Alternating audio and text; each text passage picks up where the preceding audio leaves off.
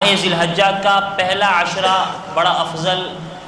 بڑی اہمیت کا حامل، جیسا کہ حدیث مبارکہ میں آتا ہے کہ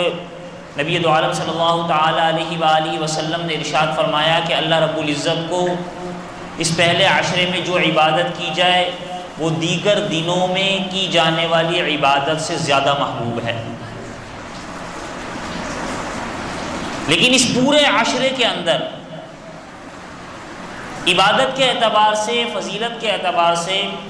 9 ذی الحجہ یعنی یوم العرفہ جو کہ کل ہوگا انشاءاللہ، اس کی فضیلت اور اس کی اہمیت کو زیادہ وضاحت کے ساتھ احادیث مبارکہ میں بیان کیا گیا ہے۔ سب سے پہلی بات تو یہ یاد رکھیں، اسے یوم العرفہ، عرفے کا دن کیوں کہا جاتا ہے؟ مختلف توجیہات ہیں، مختلف اس کے مطلب ہیں۔ ایک مطلب تو علماء نے یہ بیان فرمایا، عرفہ معرفت سے ہے، معرفت کہتے ہیں پہچان کو، تو اللہ رب العزت کی پہچان کا یہ دن ہے، اسی وجہ سے یوم عرفہ۔ اور یہی وہ دن ہے یوم عرفہ کا دن، 9 ذی الحجہ۔ ہمارے پاکستان میں تو 8 ذی الحجہ ہے، لیکن سعودیہ میں یا دیگر عرب ممالک میں آج 9 ذی الحجہ ہے، اور 9 ذی الحجہ کو حج کا اہم ترین رکن یعنی وقوف عرفہ، میدان عرفات میں حجاج کرام جمع ہوتے ہیں، اور وہاں پر جو حج کا رکن اعظم ہے، خطبہ دیے جانا اور نمازوں کا ایک ساتھ ادا ہونا، وہ ترتیب وہاں پر جاری ہوتی ہے، اور حج کا ایک رکن اعظم کہلاتا ہے وقوف عرفہ، جو کہ مکہ مکرمہ سے میدان عرفات تقریباً 15-20 کلومیٹر کے فاصلے پر، جس میدان عرفات کے شمال کی جانب جبل رحمت ہے، جس پہاڑ سے متعلق اس پر کی جانے والی دعاؤں کی قبولیت اللہ رب العزت کے ہاں مقبول ہے، اور جس میدان عرفات میں کی جانے والی دعاؤں کو اللہ تعالیٰ قبول فرماتے ہیں، تو اس میدان عرفات کے بعد ملی ہے۔ اور پھر آگے آپ علیہ الصلوۃ والسلام نے ارشاد فرمایا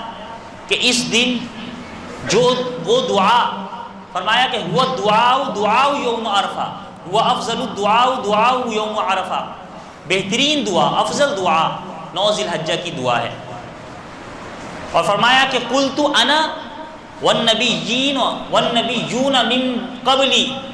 فرمایا کہ میں اور مجھ سے پہلے جو انبیاء گزرے ہیں وہ اس دن یہ دعا پڑھا کرتے تھے، لا الہ الا اللہ وحدہ لا شریک لہ لہ الملک ولہ الحمد وہو علی کل شیء قدیر۔ لا الہ ہمارے چوتھے کلمے میں بھی ہے، غالباً یہ لا الہ الا اللہ وحدہ لا شریک لہ لہ الملک ولہ الحمد وہو علی کل شیء قدیر۔ 9 ذی الحجہ سے متعلق حدیث مبارکہ میں حج اور عرفے کا دن دونوں جمع ہو گئے، جمعے کا دن جمع ہو گیا، تو دعا بھی ہمیں مل گئی۔ لہٰذا یہ دعا صرف حجاج کے لیے نہیں ہے، یہ دعا حجاج بھی اس کا اہتمام کریں اور غیر حجاج بھی اس کا اہتمام کریں۔ تو آج ہمارے ہاں تو 8 ذی الحجہ ہے، اور الحمدللہ کل 9 ذی الحجہ ہوگی، تو کل کا دن انتہائی اہمیت کا حامل ہے، فضیلت والا دن ہے، بزرگی والا دن ہے۔ لہٰذا ہم نے دعاؤں میں کل والے دن کو گزارنا ہے، عبادات میں گزارنا ہے۔ اور 9 ذی الحجہ یعنی یوم عرفہ کی سب سے اہم ترین عبادت جو حدیث مبارکہ میں ذکر کی گئی ہے کہ سیام یوم عرفۃ احتسب علی اللہ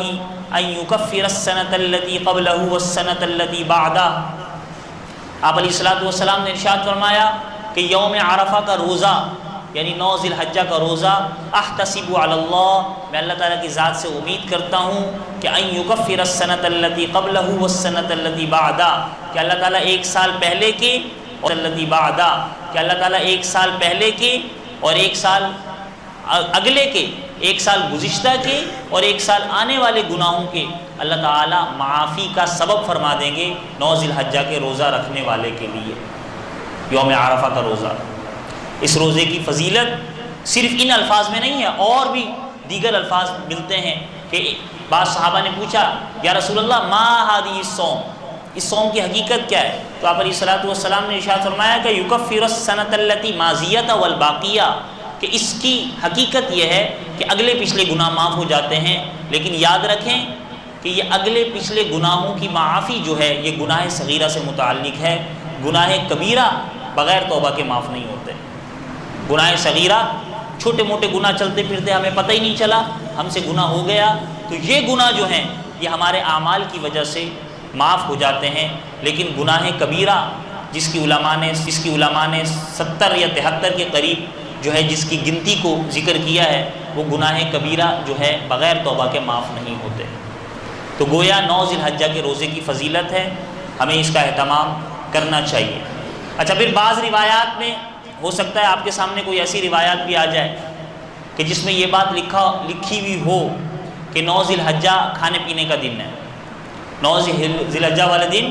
کھانے پینے کی بھی بڑی فضیلت ہے۔ آج کل تو میڈیا کا دور ہے نا، کچھ بھی روایت آ سکتی ہے۔ ٹھیک ہے، وہ روایت بھی اگر درست ہے تو میں نے گزشتہ جمعے ایک بات ذکر کی تھی کہ 9 ذی الحجہ کا کھانے پینے کا دن حجاج کرام کے لیے ہے۔ حجاج کرام کو 9 ذی الحجہ والے دن روزہ رکھنا منع ہے۔ نبی علیہ الصلوۃ والسلام حج فرما رہے ہیں، صحابہ کرام رضوان اللہ تعالی مجمعین کشمکش میں کہ آپ علیہ الصلوۃ والسلام نے 9 ذی الحجہ کے روزے کی فضیلت بتائی ہے، لیکن شدید گرمی حضور علیہ الصلوۃ والسلام کے سامنے پیش کیا، آپ علیہ الصلوۃ والسلام نے وہ نوش فرمایا، پتہ چلا کہ آپ علیہ الصلوۃ والسلام کا روزہ نہیں تھا، لہٰذا 9 ذی الحجہ کا روزہ غیر حجاج کے لیے افضل ہے، حجاج کے لیے نہیں ہے، ان کی الگ اہم ترین عبادات وہاں پر چل رہی ہیں۔ تو بہرحال